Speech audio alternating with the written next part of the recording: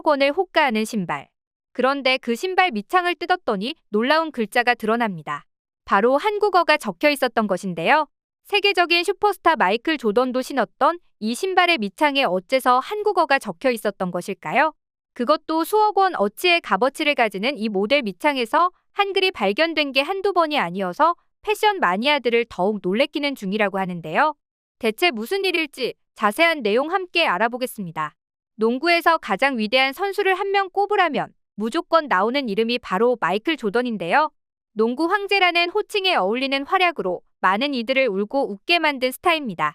그런 조던의 가능성을 보고 접촉한 회사가 바로 나이키인데요. 당시 신인 선수였던 조던의 스타성을 일찍 알아보고 전폭적인 지지와 더불어 자사 최고의 제품을 선물했습니다. 스포츠웨어의 전설이자 농구와 매니아들이 선물로 여기는 에어포스 1의 전설은 이렇게 시작되었죠. 당시 상황을 영화로 만든 에어에서는 이런 모습이 잘 드러나는데요. 오직 조던만을 위해 제작된 에어포스 1 시제품은 당시 제품보다 2분의 1인치 더 큰 사이즈로 조던의 발을 고려해서 특별히 제작된 제품입니다. 최근 한 유튜브에서 이 제품을 구해 자세히 분해하는 영상을 올린 적이 있었는데요. 그런데 분해하는 과정에서 놀라운 사실이 드러났습니다. 바로 밑창에서 한국어 문구가 발견되었기 때문이죠. 다름 아닌 최고의 품질을 이라는 한국어가 에어조던 1 밑창에 적혀 있었던 건데요. 생각지도 못한 한국어의 등장에 외국인들은 물론이고 이 영상을 본 한국인들도 큰 충격을 받았는데요. 왜 거기서 한국어가? 정말 충격적이다. 보물과도 같은 농구와 밑단에 한국어가 있을 줄은 몰랐다. 한국에서 에어조던 1을 만들었다고? 어쩐지 놀라운 성능을 냈던 게 이해가 간다. 당시 한국은 세계적인 신발 제조 공장들이 있던 곳이다. 에어조던 1도 당연히 한국에서 만들어졌을 것이다. 댓글에서는 한글이 적혀 있었던 이유가 이상하지 않다고 말하며 세계 최고의 공장이 한국에 있었다는 사실을 짚었는데요. 실제로 당시 에어조던 1을 만들던 시기는 1985년으로 세계 최고의 신발 제조 공장들이 한국에 있었던 시절이었습니다. 그것도 부산 지역에 몰려 있었는데요. 미국에서는 신발 사업을 하려면 한국부터 들려서 공장 계약을 하고 와야 한다는 소리가 있을 정도로 부산 신발은 세계적인 명성을 얻었습니다. 부산 진구와 동구를 중심으로 여러 제조업체가 있었는데요. 부암동에 있었던 진양고무, 당감동 동양고무, 가야동 태화고무 등 지금의 삼성과 LG 못지않게 이런 신발 기업들이 지역은 물론이고 세계적인 명성을 얻었던 공장들이었습니다. 그런데 어떻게 부산 신발 공장들이 미국 기업들과 계약을 맺고 수많은 신발들을 생산할 수 있었던 것일까요? 당시 한국은 전쟁 직후 아무것도 없던 곳이라 미국 기업이 투자를 하기에는 적절하지 않았던 장소였는데요. 그 비밀은 가황공정과 싼 노동력들이 부산 지역에 몰렸기 때문입니다. 가황공정은 말 그대로 황성분을 고무에 넣는 작업을 의미하는데요. 그냥 고무는 탄력이 떨어지지만 황을 결합하면 탄성이 늘어나기 때문이죠. 이 작업은 대단히 위험했고 작업 난이도가 높았습니다.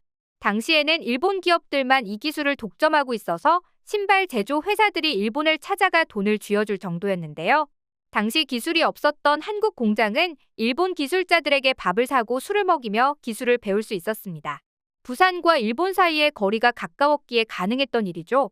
그 결과 가황공정을 제대로 구사할 수 있게 되면서 일본 기업에서 생산하는 고무와 별반 차이 없는 수준의 고무를 만들 수 있었고 저렴한 노동인구들이 몰리던 1980년대에 일본 기업들과 가격 경쟁이 가능했던 것입니다. 때마침 미국에서 스니커즈 붐이 불었던 것도 산업이 성장할 수 있었던 기회였는데요.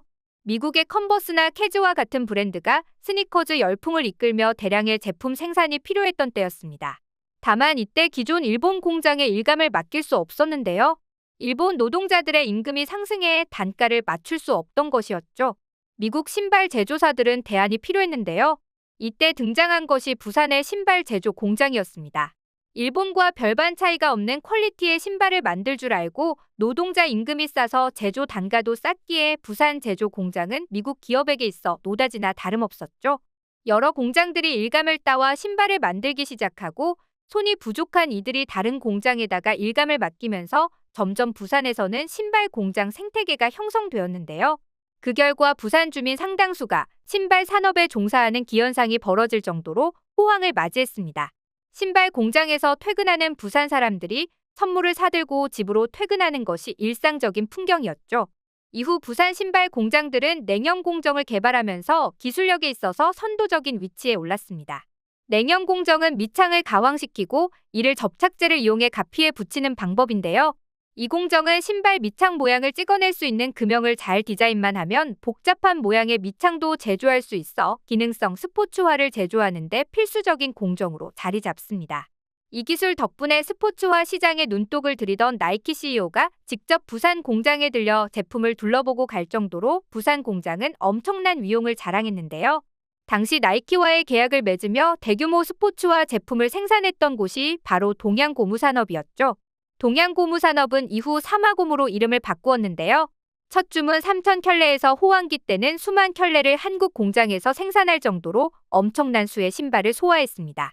이후 나이키는 미국 시장에서 엄청난 상승세를 겪으며 지금의 세계적인 브랜드 위치에 올랐는데요.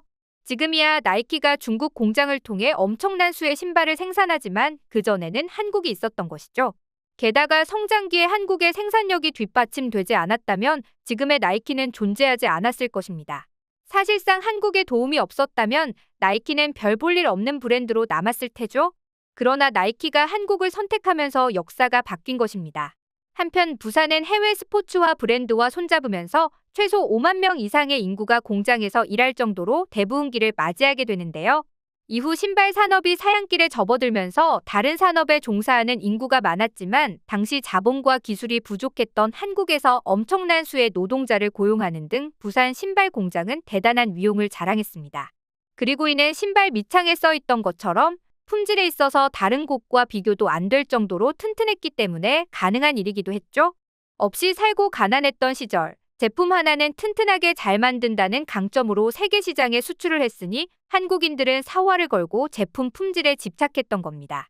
그리고 그 결과 한국에서 만든 신발들은 지금까지도 망가지지 않는다는 소리를 들으며 명작의 반열에 올라가 있죠. 실제로 그 당시는 비단 신발 산업만 그렇게 투지를 불태우며 일했던 것이 아니라 국가 단위에서 모든 사람들이 열심히 일했던 때이기도 했습니다. 한강의 기적이라는 단어가 절로 나올 만큼 평균 성장률 10%를 기록하며 경제적으로 성장한 시기였죠. 그렇게 중공업과 화학의 성장 가치를 미리 내다본 국가의 투자와 민간 기업의 협력 그리고 사람들의 헌신이 결합해 세계에서 드문 경제 성장을 이룰 수 있었던 국가가 바로 대한민국이죠. 세계적인 대기업들도 한국의 미친 성장세를 보면서 대단하다는 말을 아끼지 않았던 것은 물론 IMF도 한국의 경제 성장에 대해 기적이라고 표현한 건 이 때문인데요. 실제로 최근 IMF는 경제 성장과 관련한 보고서를 작성하면서 1970년대의 대한민국 사례를 집중 분석하며 전략적 지원을 국가가 잘할 것을 촉구했는데요. 지금 중진국 함정에 빠져 있거나 선진국들 가운데서도 생산성이 떨어지는 국가들은 한국의 사례를 참고해서 경제 성장을 할 것을 촉구하는 글을 쓴 겁니다. 그만큼 한국이 모든 국가가 연구할 만한 특별한 나라라는 뜻이기도 하죠.